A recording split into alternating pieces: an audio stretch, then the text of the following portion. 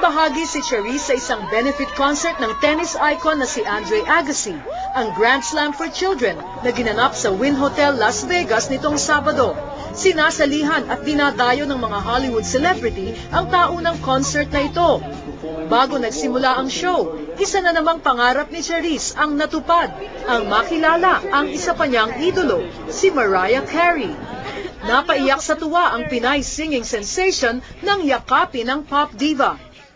I'm very happy and I hope that I'm gonna sing with her soon. I wish.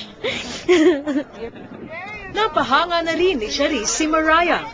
You're beautiful. It's so nice to meet you. She's so cute.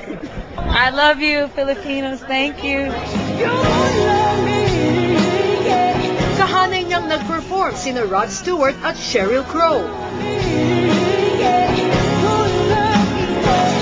Pero ang bituin ni Charisse ang nagningning sa concert. Nag-standing ovation ang mahigit 2,000 nanood ng show bilang pagpupugay sa Pilipinang singer. Dahil sa kanyang galing sa pagkanta, ayon sa composer at producer na si David Foster, di malayong maging international superstar si Charisse. I probably had at least 24 people stop me on the street, just in the middle of anywhere, that are Filipino and go up to me and go, "Hey, thank you so much."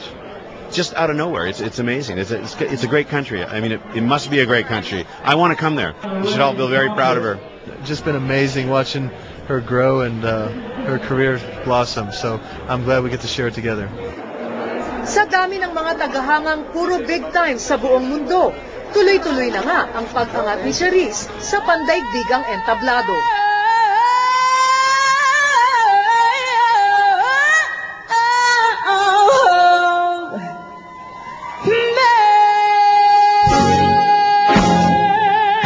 Kasama si Beverly Llorente sa Las Vegas, Jing Reyes, Patrol ng Pilipino. Yan ang mga pagkakataon